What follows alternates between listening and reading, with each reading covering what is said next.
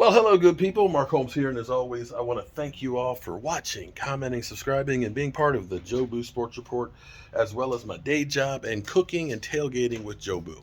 I'm just all over the place.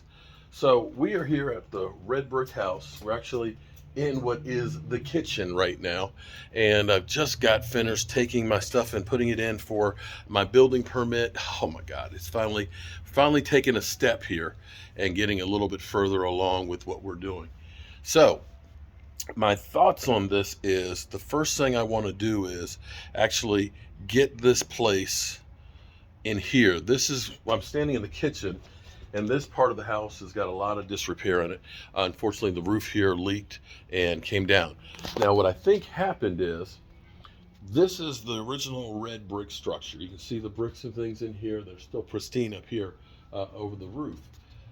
Then this part of the house was added to it. I think that this was actually a porch. And then they decided to enclose this and make this the kitchen, because you can see how low the ceiling is up in here, and you can see how the original framing was, and it steps down. So here's the nightmare. All of this stuff is torn up. It's terrible. It's got to be replaced. This wall's got to be rebuilt. And what I'm going to do is I'm going to raise this floor up to meet the other floors. And this window is going to become the doorway. This will be the entrance. We'll end up putting the electrical panel right here behind the door. And this will be the kitchen. So we'll have like the cabinets right in here, the stove, the sink will be out looking over there. There'll be a deck out here, and the refrigerator will be over here in the corner. So the problem, of course, is, do you want to try and save this roof, or do we want to just say tear it off and start all over? I want to try and save as much of the original structure as I can, but we have to go ahead and redo the floor.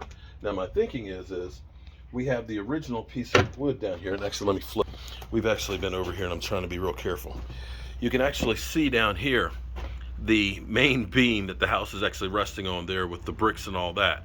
And of course, the original lumber runs this way. What I'm thinking of is we go ahead and we still reuse this original log here and reframe up going back this way. And we end up putting a new beam down in here. So we'll run the length of this. Now, I believe that this is 17 foot. So we'll have to probably use an LVL to bring this out a little bit, so it'll be a little bit closer to our 16 foot dimensionally. So I'll probably triple up LVLs to give me that. I'll need to set up here right there, and I'll be able to use the original structure right there. Now that'll take, whoa, and that's where we have to be careful. Hey, right? That's where you gotta be careful. Yeah, we gotta rip all this out. Now the problem is, you can see, we're dealing with that. You got to be very, very careful over there. That's the soft spot. If we're trying to save some of this original structure, what we're going to have to do is, basically, we're going to have to build a temporary wall.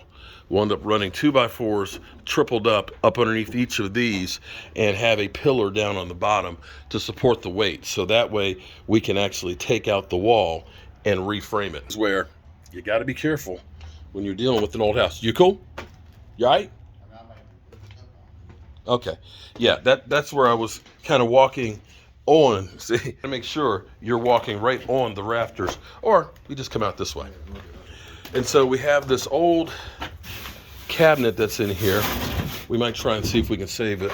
And this, of course, is the old sink cabinets in here. So that's a look at what we have here. And you can see, actually, you can see here, this is what's crazy. It's okay height-wise here if you're on this side, but you can see where it steps up to meet this part of the house. So what'll happen is we will go ahead and we'll either make this a closet for clothes and things, and we'll end up putting in the toilet right there, vanity right here. That'll still be the entranceway for it. We're thinking about removing this chimney because this chimney is not one of the really old ones. So that way it'll give us some more space upstairs. And then this becomes like a small bedroom. small bedroom with its own bathroom. And this will be, of course, a nice little sitting room to go with that, and another closet. As you can see, we're going to start out in that space there to reframe up the floor so that way we can take everything out of there. Because my other thought is, and you can see the way the floor undulates in here, it's because these originally have logs up underneath the house. So what I think I'm going to do, I was going to try and do it all from below, but I think the best thing is we end up pulling up the flooring that's in here. We support the stair areaway right here and end up running LVLs across in here.